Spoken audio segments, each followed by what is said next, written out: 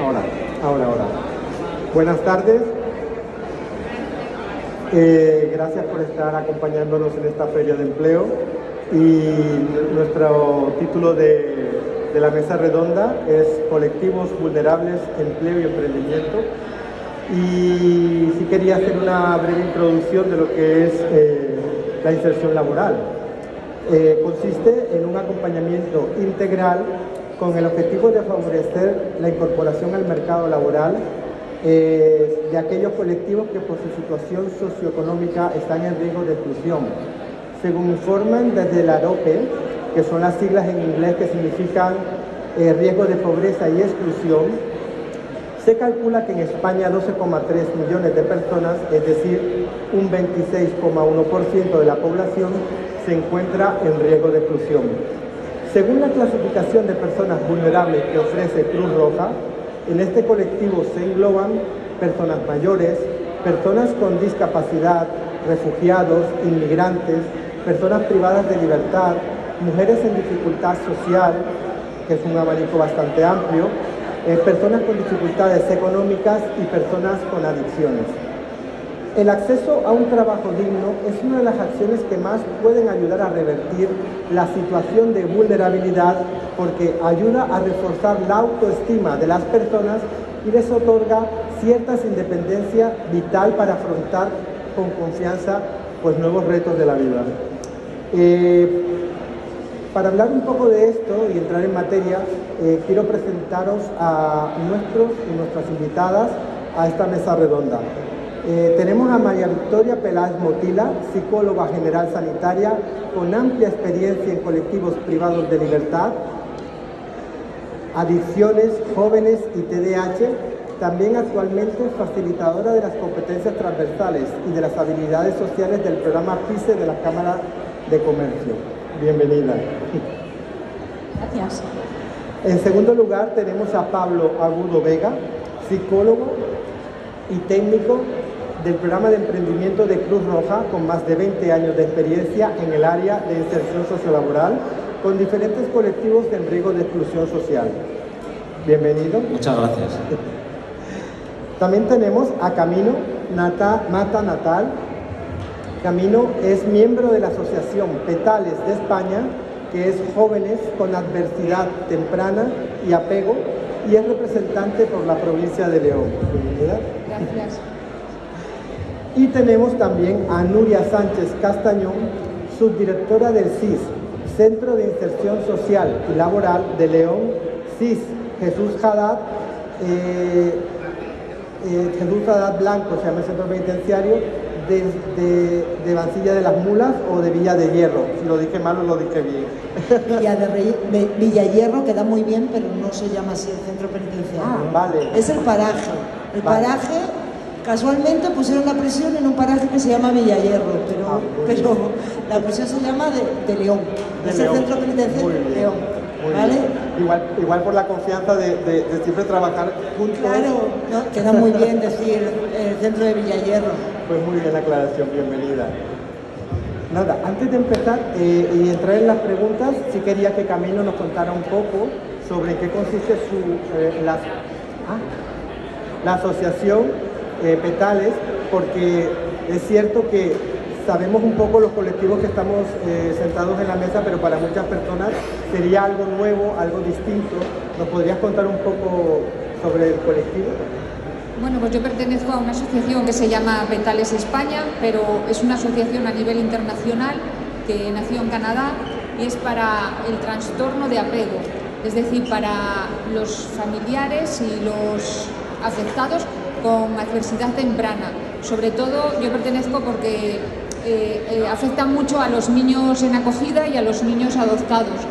Los niños se van a hacer adultos y el trastorno de apego va a traer una serie de problemas que no se ven cuando adoptan a un niño, pero en la adolescencia y en la adultez pues va a traer muchos problemas y uno de ellos es que el trabajo les va a ser muy difícil de encontrar. La primera pregunta, para entrar en materia, es ¿cuáles son las mayores dificultades como personas que trabajan con colectivos vulnerables? las mayores dificultades que tienen estas personas para lograr una permanencia y duración en un puesto de trabajo. ¿Quién quiere empezar? Victoria, por ejemplo. Bueno, buenas tardes. Yo creo que una de las mayores dificultades que yo veo cuando he trabajado con este tipo de colectivos es sobre todo esa condición de inferioridad que ya se marca solamente por el hecho de pertenecer a un determinado colectivo. Eso hace que las personas no se dejen avanzar. Yo creo que las personas que dejan eso atrás y se crecen son las personas que logran mejores éxitos. Por eso, ante esa pregunta, cuando la he estado ahí pensando, pues yo creo que la mayor dificultad es precisamente eso, el quedarse en esa condición de vulnerabilidad. En principio suelen tener también una muy escasa tolerancia a la frustración, lo que muchas veces les hace evitar muchas oportunidades laborales, precisamente por ese miedo al fracaso, por tener miedo a fracasar, directamente no lo intentan, se creen por esa condición de inferioridad que tienen. Tiran la toalla antes de buscar un empleo digno, rechazan ir a entrevistas porque dicen, bueno, seguro que no me cogen, y muchas veces se postulan a puestos muy inferiores, porque, bueno, pues con condiciones precarias o precisamente por ese miedo al fracaso. Entonces, sobre todo, yo creo que lo que más se tiene que trabajar en este tipo de colectivos es precisamente en no quedarse en esa etiqueta, sino en ayudarles a ver que ante esas dificultades se pueden crecer y pueden tirar hacia adelante y hacer exactamente lo mismo que el resto de personas, no quedarse en esa condición. Sí, me gustaría también que, aparte de tener respuestas amplias en todos los colectivos, también hablemos de nuestra experiencia con los colectivos propios con los que trabajamos. Por ejemplo, Camila. Bueno, pues voy a contar primero qué es un trastorno de apego. El trastorno de apego se puede coger incluso en el embarazo, porque un niño ya, el embrión puede sentir que ya no es deseado, y por eso les afecta a las personas adoptadas y acogidas, porque han tenido ese abandono y esa es la adversidad temprana. Entonces, como decía María Victoria, las etiquetas son malísimas. Entonces, una persona ya adoptada, si es de adopción internacional, que ya le cambia el color de piel o el color de pelo, ya va a tener más de una etiqueta y tienen una tolerancia a la frustración muy, muy bajita. Luego, ellos genéticamente ya llevan en sus genes el abandono, por así decir, y las circunstancias que viven a su alrededor, eso al madurar les causa TDAH, les causa adicciones, esquizofrenias, les causa muchas cosas, que al principio parece que es un niño malcriado, pero cuando llega a la adolescencia y a la adultez florece todo eso y tiene muchos problemas. El caso de Pablo. Hola, desde Cruz Roja planteamos siempre el trabajo con los colectivos vulnerables desde una visión de un diagnóstico individualizado, por decirlo de alguna forma. Partimos de un proceso en el que vamos a desarrollar con ellos un itinerario en el que primero tenemos que conocer cuáles son sus competencias personales, las habilidades que pueden desarrollar, el grado de integración que tienen, por ejemplo, en nuestro país, por ejemplo, con el colectivo inmigrante o con las personas refugiadas. También en muchas ocasiones, cuando trabajas con víctimas de violencia de género, pues tienes que trabajar lo que es la resiliencia o el tema del empoderamiento. Cada persona es casi como un proceso que vas a tener que ir trabajando a lo largo del tiempo. Es decir, de mano no puedes decir que esa persona ya va a estar dispuesta a poder alcanzar lo que es el mercado de trabajo, sino que hay que partir siempre de un diagnóstico de que te base en los siguientes procesos de orientación, para que luego puedas desarrollar una acción adecuada con las empresas con las cuales colaboras para poder insertarlas dentro de las competencias que tienen esas personas. Es muy importante lo que han dicho mis compañeros, en el que la persona se siente identificada con el colectivo al cual pertenece, pero también tiene que desarrollar un conjunto de actividades y de formaciones incluso para poder desarrollar unas nuevas competencias. Entrar dentro del mercado de trabajo a competir con las mismas condiciones que si no formase parte de ningún tipo de colectivo vulnerable. Por eso es un proceso largo, no es un proceso corto, es un proceso de adaptación, es un proceso en el cual la persona tiene que ir identificando aquel conjunto de debilidades, potenciando sus fortalezas y lo vas desarrollando a lo largo del tiempo. No es un proceso corto, sino que lleva tiempo. Vamos.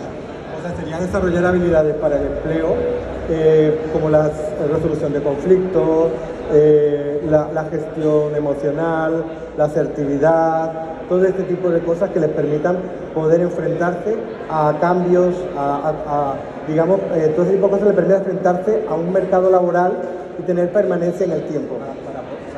Exacto, para poder permanecer en el tiempo, saber exactamente cuáles son sus debilidades y entonces potenciar todas aquellas fortalezas que esa persona tiene y que muchísimas veces, precisamente por formar parte de esos colectivos, no las saca a la luz, sino que, como bien decía Victoria, pues se encuentra sumido dentro de esa situación y lo que tenemos que dar es que esa persona dé un paso, dé otro paso y de esa manera pueda salir de esa situación, ¿vale? Para que esa persona se enmarque dentro del mercado de trabajo con las mismas condiciones, de tal manera que pueda luego encontrarse en situaciones de dificultad en el cual pueda postular por puestos de trabajo que corresponden a su persona, a su dignidad y no infravalorarse, ¿vale? Y acudir a trabajos que se encuentren por debajo de su nivel profesional.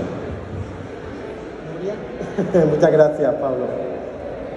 Ahora me toca a mí con el colectivo que pueden los penados, los que están cumpliendo una pena de prisión. En mi caso son los que están cumpliendo la pena de prisión en la última fase de cumplimiento, en régimen abierto.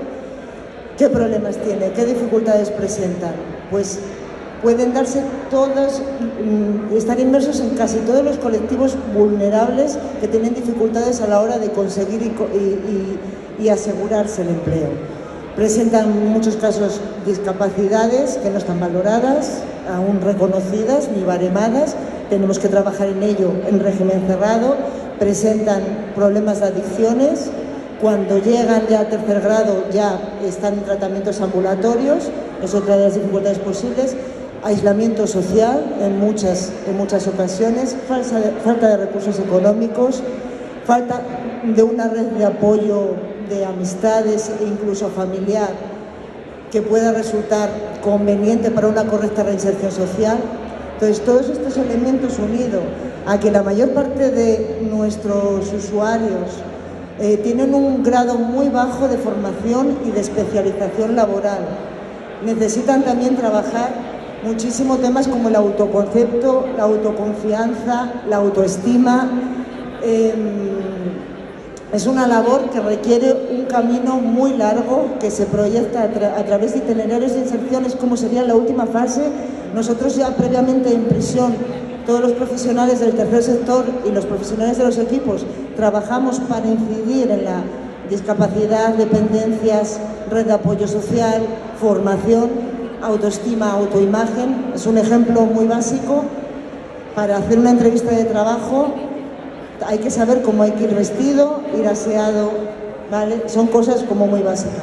Otra de las dificultades fundamentales es que permanecen aislados durante años, en muchos casos, del medio social, del mercado laboral, y se produce una brecha digital que en esta época es importantísimo, que hay que salvarla, y en eso estamos trabajando. En las últimas fases de inserción social, en tercer grado, trabajamos de la mano, bueno, todos coordinados con todas las entidades de inserción laboral, todas las entidades de inserción en general, de ayuda al drogodependiente, de cara a conseguir lo fundamental, que es una permanencia en el trabajo, un acceso al mercado laboral que te permita conseguir grados de autonomía suficientes como para que no tengas que volver a delinquir. Y eso es la esencia de nuestro trabajo al final. Ya hablo en prisiones, como instituciones penitenciarias. Son muchos esfuerzos de muchos profesionales de muchas entidades, incluyendo los de los propios penados, para llegar a ese objetivo final, y pasa por la inserción laboral. Por eso me parece tan importante este tipo de foros, y hay que agradecer tanto a Dorian, que nos haya invitado, como a la Cámara de Comercio, dar visibilidad a todo este trabajo que se realiza. Vale, muchas gracias. Quería agradecerlo al de todo. Gracias a ti. Y es verdad que ella decía una frase súper importante, que la finalidad de todo nuestro trabajo, del tercer sector, de entidades sociales, de entidades sociosanitarias, al final es la autonomía personal. Ese es el objetivo final, y eso es muy clave. Bueno, la siguiente pregunta, quería haceros esta pregunta a todos, era, en el caso de la discapacidad y a pesar de los beneficios y deducciones para los empleadores o para las empresas, ¿por qué pensáis que muchas empresas no contratan o no cumplen la cuota reglamentaria en sus plantillas? Desde vuestra experiencia, Camilo. Bueno, yo creo que por desconocimiento, más bien, porque yo también pertenezco a la Asociación de Autismo Bierzo y los usuarios que ya son adultos, pues es el desconocimiento del empresario que no sabe lo que es un TEA. Y un TEA puede ser un trabajador de los mejores que se puede encontrar en su vida, pero el desconocimiento es lo que lleva a no contratarlos. Victoria. Bueno, yo a lo largo de mi experiencia profesional, cuando he hecho procesos de selección, yo estuve trabajando en 3 empresas de trabajo temporal, en empresas de contratación, yo recuerdo y he visto que muchas veces el empresario sí que quiere beneficiarse de la contratación de personas con discapacidad, pero sin asumir ningún riesgo. Y me explico, a mí me han llegado a pedir, estando trabajando, una persona que tenga discapacidad, pero que no se le note, que le falte un riñón, vamos. Entonces, suena muy duro, ¿vale? Pero dices, bueno, la empresa no tiene corazón, el empresario va a lo que va. Lo que más le duele es el bolsillo, no nos engañemos. Entonces, yo creo que hacen falta todavía muchas campañas de sensibilización, muchas campañas precisamente para dar visibilidad a que son colectivos que no van a restar producción, que van a cumplir exactamente igual o más en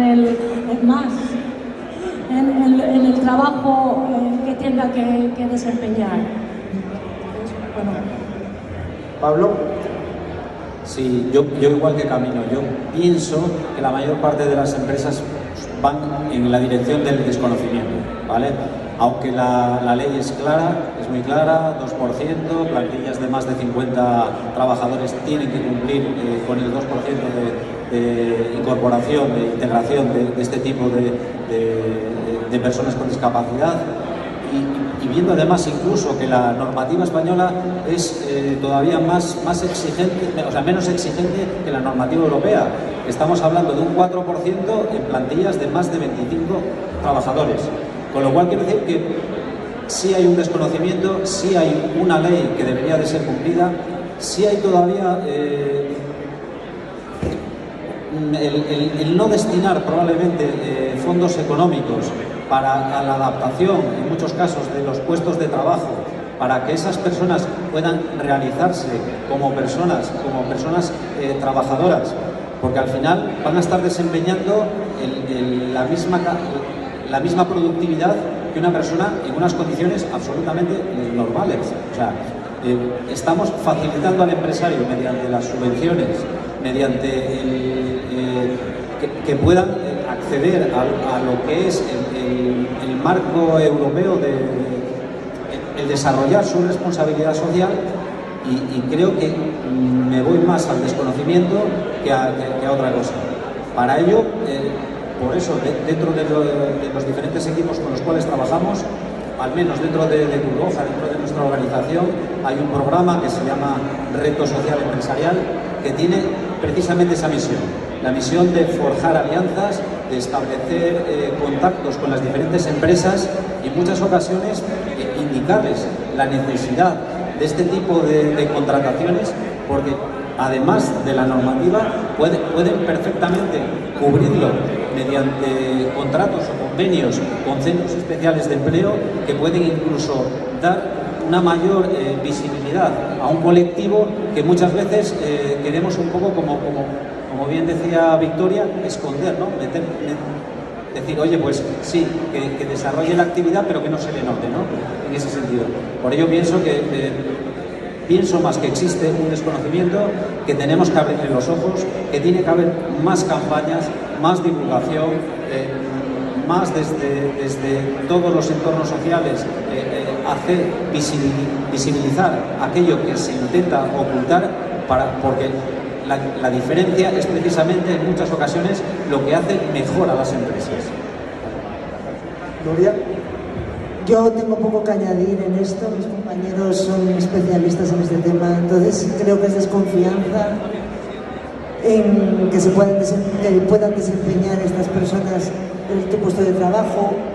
Igual temen que pueda haber bajas laborales o faltas de adaptación con los compañeros o con los superiores, pero creo que se está trabajando en la línea correcta de cara a dar a conocer lo positivo que es la inserción laboral de las personas con discapacidad y de las personas vulnerables para toda la sociedad, y más cuando se hace desde las políticas públicas en general y desde todas las entidades mucho hincapié en la responsabilidad social de las empresas. O sea, creo que se va por el buen camino, que se está avanzando. Hace unos años no se oía hablar siquiera de la cuota del discapacitado y ahora todo el mundo lo conoce. O sea, que vamos a quedarnos con lo positivo.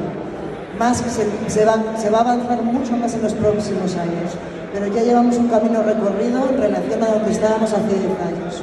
Yo creo, Sí, es verdad que cada vez más vamos avanzando, no en el ritmo que nos gustaría, pero sí es verdad que vamos avanzando, y sobre todo en esa prospección del tejido empresarial, sobre todo desde el tercer sector y desde programas europeos que permiten, programas también como Cruz Roja del tercer sector, programas como Insola del Proyecto Hombre, el programa Incorpora de la Obra Social La Caixa y muchos más programas que facilitan esa prospección de un tejido empresarial y de acercar a las empresas, porque también estoy de acuerdo que aparte del desconocimiento había que visibilizar más los casos de éxito, porque son muchos y esos parece que están ocultos, efectivamente.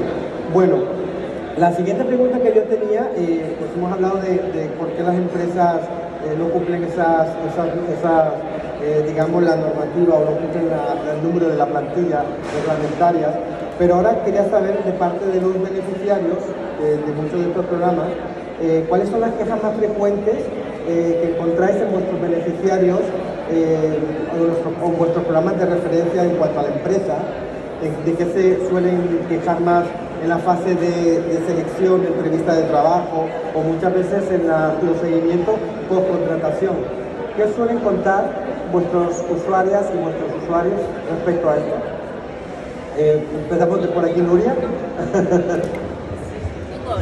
Bueno, aquí también sois vosotros los que tenéis mayor experiencia, pero yo, en relación a los penados, en lo que es las entrevistas, como cuando van a través de vosotros, de las entidades de inserción, no hay muchas quejas porque van muy preparados. Trabajáis muy bien con ellos las competencias transversales, el tema de la autoimagen, y no se quedan especialmente sorprendidos cuando vuelven, cuando les autorizamos la salida para hacer la entrevista de trabajo. Cuando vuelven no vienen especialmente sorprendidos ni asustados por lo que les han preguntado, porque van muy preparados.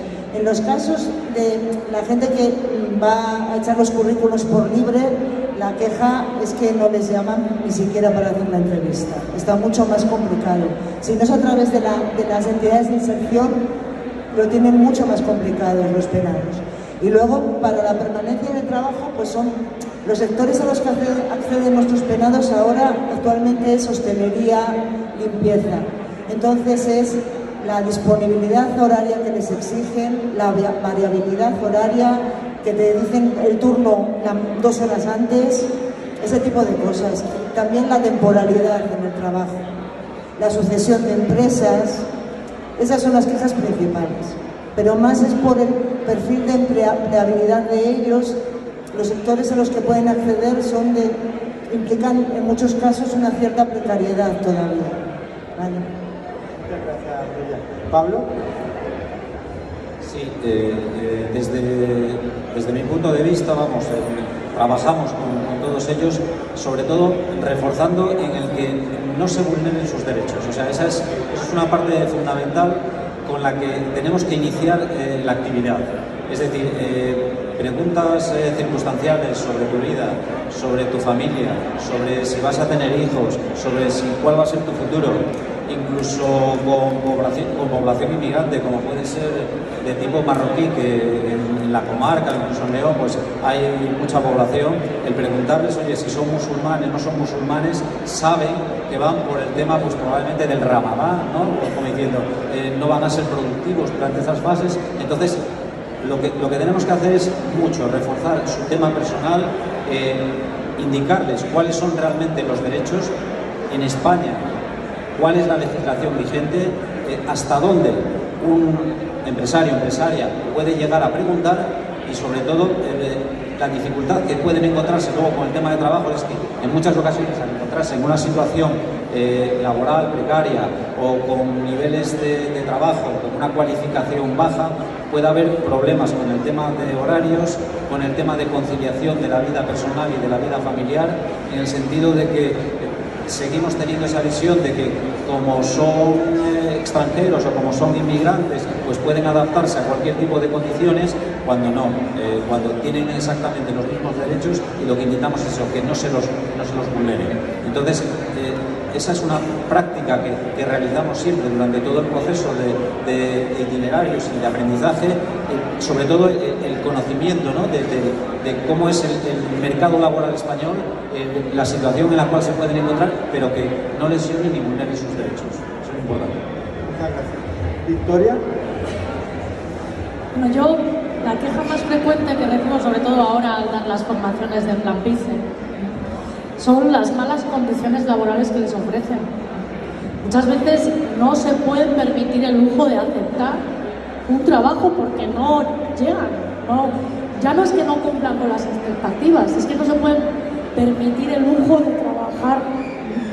Entonces, eso en cuanto a entrevistas de trabajo, dicen, no, es que me han ofrecido, fíjate, yo esto no lo puedo coger, eso me lo dicen casi a diario, ¿no? O sea, luego, una vez que han entrado ya en la empresa, pues que no se terminan de cumplir las condiciones que se habían pactado.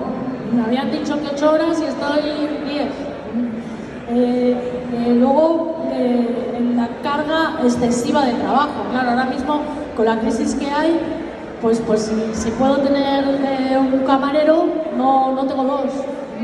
Entonces, claro, el camarero tiene que asumir las mismas mesas que antes, que estaban 2. Luego, muchas veces también, yo he visto gente que se me ha quejado, ¿no? Una vez dentro de la empresa, por el propio móvil laboral que reciben de los compañeros. Los compañeros, si son buenos, se sienten amenazados, ¿no? Y tienen miedo de que les vayan a quitar protagonismo ante el empresario y demás. Y entonces los propios compañeros tienen miedo a perder su propio puesto de empleo. Entonces el nuevo siempre lo tiene más difícil, es el último que ha entrado. Es una queja frecuente de estas personas que están buscando empleo. Es eso, las condiciones, me quedaría con el móvil laboral de los compañeros y las excesivas cargas de trabajo que se están ofreciendo ahora.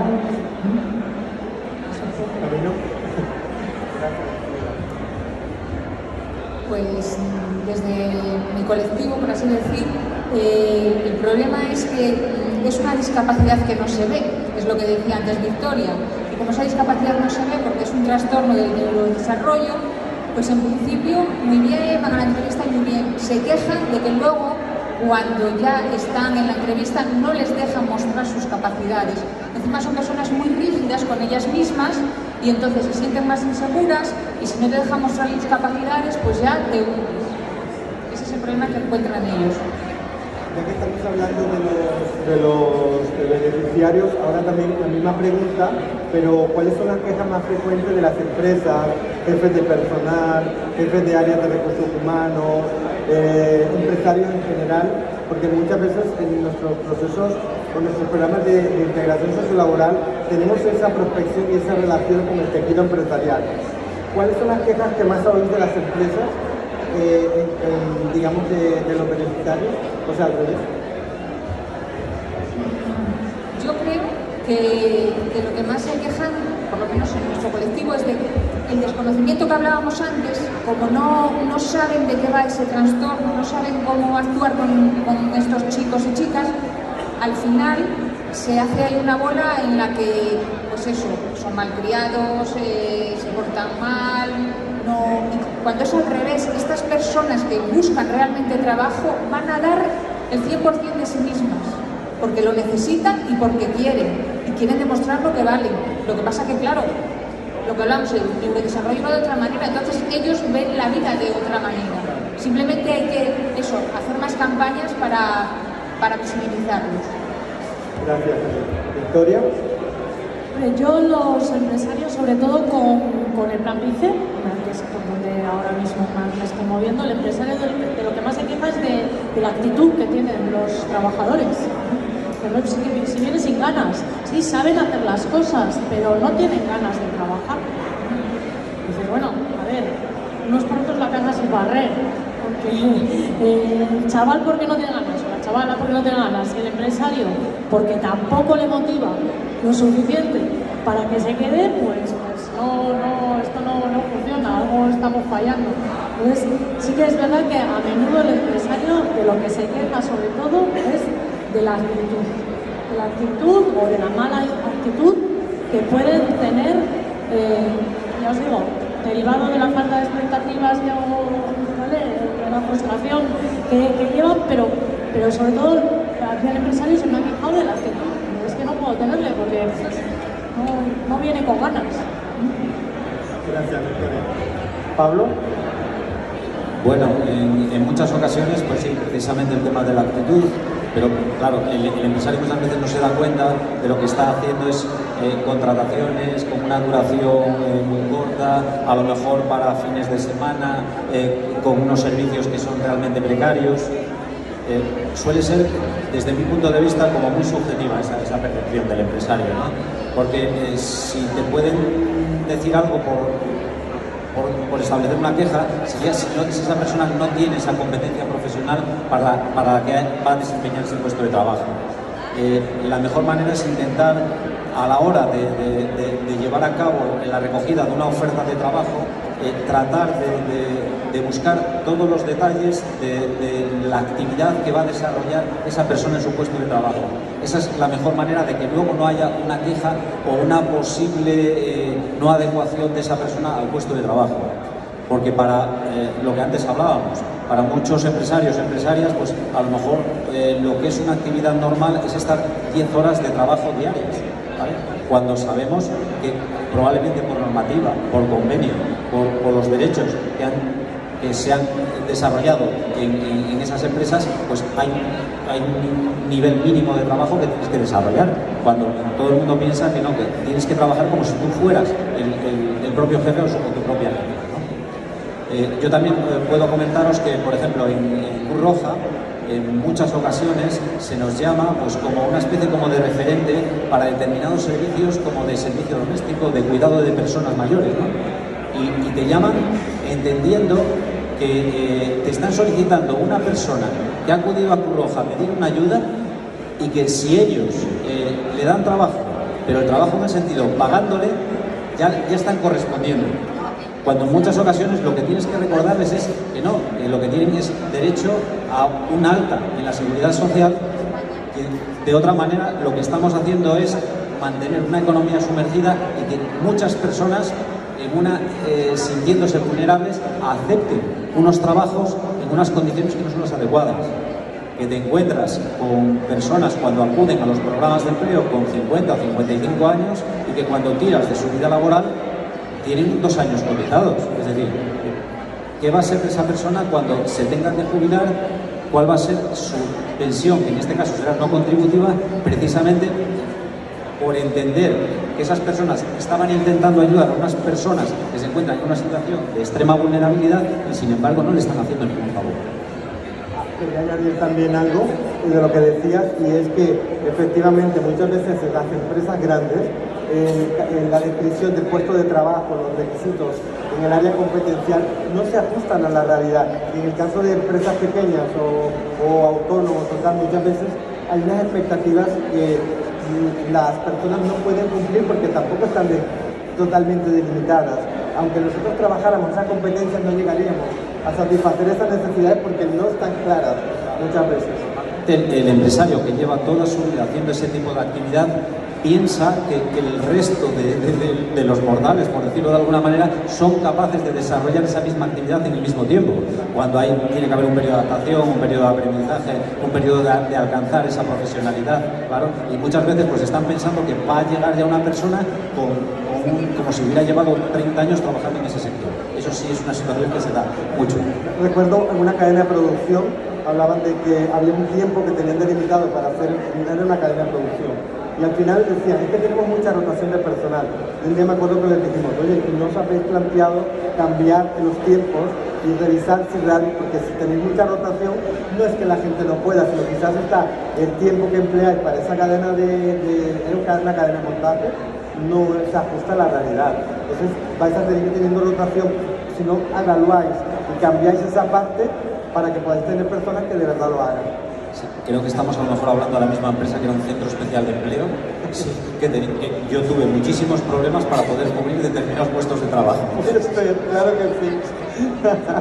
Nuria, cuéntame un poco tu experiencia, lo que en los colectivos y sobre todo esto que En hablamos. las empresas, las quejas sobre los trabajadores en el colectivo, como lo tienen tan difícil, los que llegan a conseguir un trabajo han pasado la criba de la entrevista, de la formación previa, de las competencias transversales, la adaptación al medio abierto, la criba de la entrevista y los primeros días de trabajo, no hay muchas quejas. Es sorprendente, puede parecer una contradicción, pero no hay quejas de los empresarios sobre los penados en tercer grado que acceden por vuestra vía a la inserción laboral.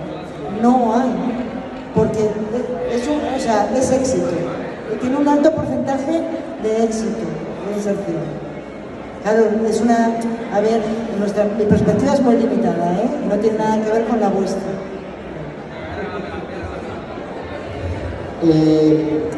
Esto lo hemos hablado anteriormente a lo largo de la mesa redonda, pero ¿están realmente preparadas las empresas para trabajar con colectivos vulnerables? Aquí voy a hablar de cosas concretas. ¿Están preparados en cuanto a acceso a discapacidad, mecanismos de comunicación, lenguaje inclusivo, etcétera? O sea, ¿habría mucho más camino? Yo creo, hay excepciones, pero yo creo que no están preparadas las empresas para todo eso. A ver, ¿cómo lo explico? Por parte de las personas TEA, por ejemplo, necesitan todo muy visual. Teniéndolo todo muy visual, son unos trabajadores, pero perfectos, maravillosos. Y mira que en España tenemos lo mejor en visualización, que es Arasac, que es una empresa del gobierno de Aragón con pictogramas que vale para todo el mundo, que está distribuido a todo el mundo. Y hay sitios todavía en los que no se sabe lo que es un pictograma, que no se sabe cómo deben de actuar las personas que no hablan, pero que pueden hacer cualquier otra labor. No hablan, pero visualmente pueden llegar allí. Lo mismo, pues eso, que los baños adaptados. Yo me he encontrado ahora mismo en la asociación que nos han dado un baño adaptado. Adaptado quiere decir que tiene para apoyarse, porque por la puerta no entra una silla de ruedas. Entonces, menuda adaptación. Yo creo que poco tiempo, vamos a ir alimentando. Cuéntame mi historia. Yo estoy un poco como Camino. Yo creo que no están preparadas. O sea, igual sí que cumplen la ley, porque evidentemente si no les dejan abrir y hay que tener los baños adaptados, o sea, cumplir la normativa. Claro, eso sí, eso hay que hacerlo. Si no, no dejan abrir. Pero campañas de sensibilización hacen falta muchísimas. El tema del lenguaje inclusivo, que decías, mecanismos de comunicación más. Creo que ahí, bueno, eso es otra guerra que hay que empezar y que tiene todavía mucho por delante.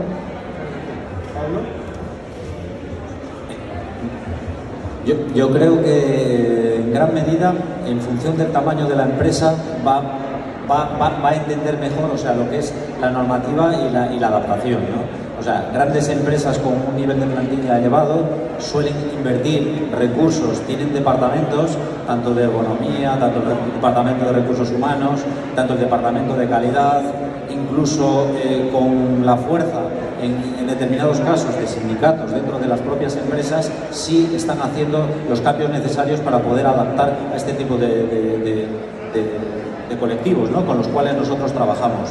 Desde mi punto de vista, normalmente cuando contactan con empresas como las que organizaciones del tercer sector con las cuales nosotros representamos, también saben con qué tipo de colectivos estamos trabajando, y en la mayoría de las ocasiones no suele haber problemas en el tema del proceso de adaptación de esa persona a ese puesto de trabajo, porque conocen perfectamente en muchas ocasiones, por las alianzas que hemos establecido a través de la prospección laboral, cómo trabajamos nosotros, cómo trabajan esas empresas y cómo es el colectivo al que realmente agrupamos, ¿no? Y cuáles son las condiciones necesarias para que su responsabilidad social pueda desarrollarse y llevarse a cabo de una manera satisfactoria, cumpliendo todos los requisitos. Por eso yo entiendo que gran parte, entonces, hablo de volumen, de capacidad de trabajo, de visión empresarial de ese sector, de esa empresa, con alas de proyección, con un volumen importante de departamentos. Creo que puede perfectamente ejecutar este tipo de actividades sin problema. Muchas gracias. Vamos a hacer las conclusiones finales y quería comentar, y no sé si estáis de acuerdo con las conclusiones finales que hemos visto de esta mesa redonda. La primera, desde las instituciones públicas, más presupuestos, complicado en estos momentos, pero lograr la generación de conocimientos, políticas y prácticas de la inclusión social. Desde las entidades privadas, seguir apostando, potenciando acciones de sensibilización a los colectivos vulnerables y generando nuevas oportunidades en la línea de la inclusión. Y para toda la sociedad en general, creo que es importante entender el concepto de la diversidad que ha salido hoy, que no es un problema, sino una oportunidad y un enriquecimiento social. El mundo ha cambiado y creo que tenemos que prepararnos para ese cambio. Muchas gracias, Camino, muchas gracias, Victoria, muchas gracias, Pablo, y muchas gracias, Nuria. Y nos vemos en una próxima ocasión.